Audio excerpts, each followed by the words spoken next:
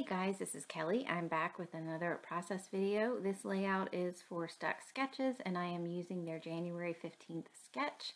It calls for 2 photos and it has a circular element and has some banners and a title, and it's just all sorts of fun things.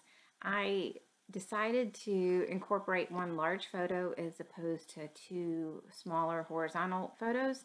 I am working on my Santa book, and I have started this book probably 5 or 6 years ago, maybe 5. And what I did is I followed Chamel's, one of her guidelines when she's working in an album. What she'll do is, to make the album cohesive, is she'll pick like 1 background paper, and at that time craft was really big, and I think she actually had a travel album that was one of the things that she did, is incorporated craft cardstock with a couple of other things to try to make her album as cohesive as possible. And for me, knowing that I was going to have pictures starting from when Patrick was a baby, to like, for a 20-year span, I wanted the, certain things to be cohesive through the album. So I decided to do craft cardstock because at that time I was using a lot of October Afternoon and just cream-based paper lines, and I thought, well, the craft cardstock will definitely, work well with these. And of course now I'm more of a white cardstock girl, so there was a dilemma.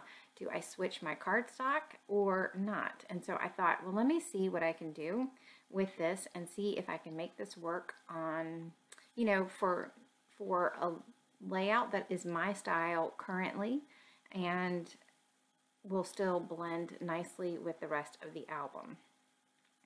So I am up to date, except for I do 2 years in one sitting, or not one sitting, but I do 2 years close together so that the pages that are together, like this is 2016 and I will have 2017 on the right hand side. So basically those 2 spreads will use the same paper lines and some of the same colors. They don't have to match. I don't have to use all of the same papers on the right hand side that I do the left, but I want to make sure that those 2 photos have complementary colors. And if I can bring, like maybe that green buffalo plaid over on that right hand side, then I will definitely do that just to help make it more cohesive. So that's how I've decided to work on this album in that way, to make everything just seem like it is an album that I didn't put together over several years, even though in reality I did. So what I am doing is just going through the die cuts. I love this collection, but again, I will say my biggest beef with this collection is that there's really large elements and really small elements, and not a lot of elements in between. And I really wish that there were more in between size elements. So maybe when this comes out in a digital form, I might actually get the ephemera bits so that I can resize, for smaller things, so that I can, beef up my clusters like I like them to. So I have pulled apart, or I've cut out this Happy Ho Ho Ho to You, and I thought that that would work well on this page. It brings some more brightness to the page. I'm still really trying hard to work on this craft cardstock. I will give you a little bit of a spoiler. I do keep it, just not like this. So I was proud of myself for at least being able to keep it on the craft cardstock, and I think I will do something similar on the page that's facing it. So I will be honest with you, at this point I am struggling and I can't figure out exactly where to go. Usually when I'm working on a sketch or following a sketch, I can just stay pretty close to it and let the sketch dictate, the sizes of my papers. But for this one, it just wasn't working. And I don't know if it was just the photo or if it were my mood or what was going on in my life at that time. This was probably the first 12 by 12 layout that I had made in a couple of weeks. So sometimes I find that if I have been away from scrapbooking for a couple of weeks, that making the first layout can be a little bit more difficult. So then I thought maybe I will use some of the specialty papers that come with this Fa La La collection, and I just felt like that red was not, it was too bright. It was just too in your face.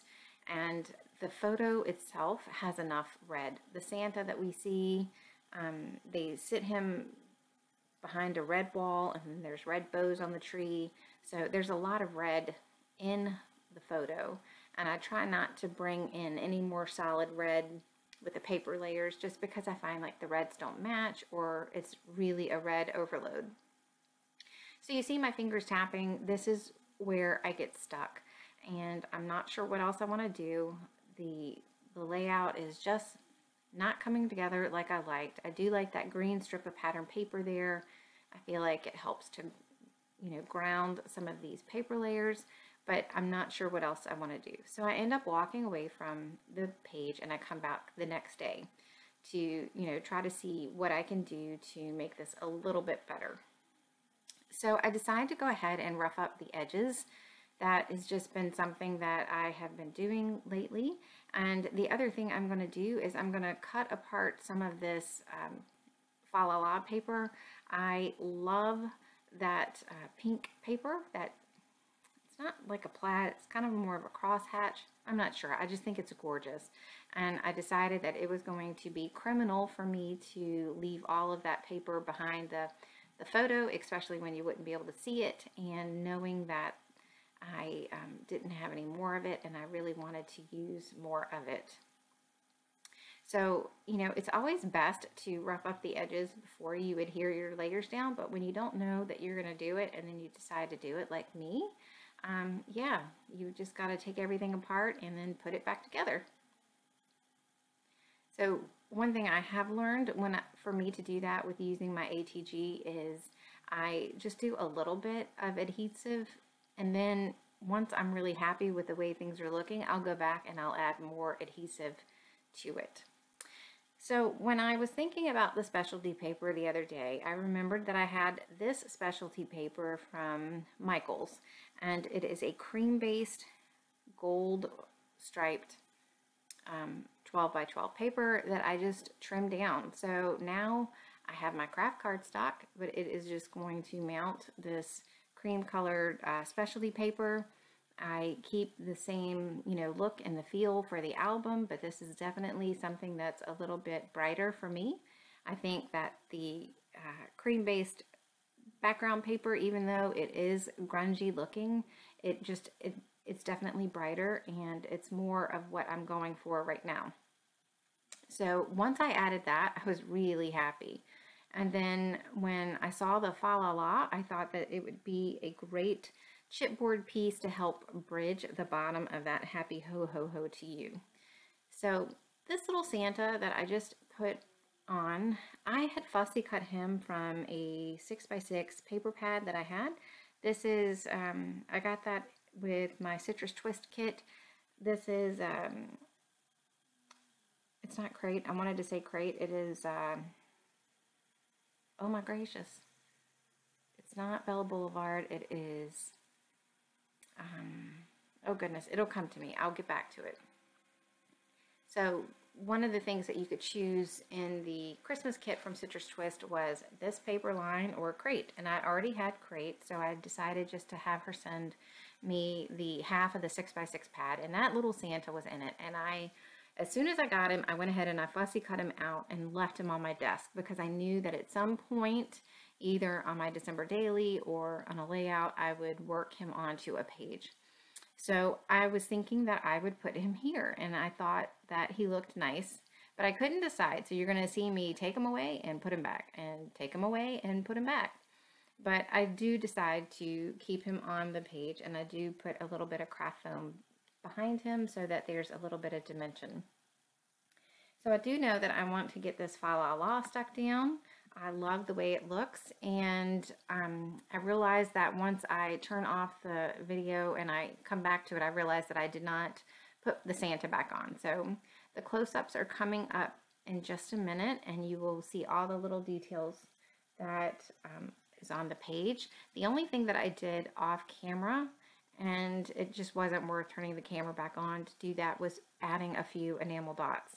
So that's it for me. Be sure and check out the Stuck Sketch blog so that you can see what the other designers have created.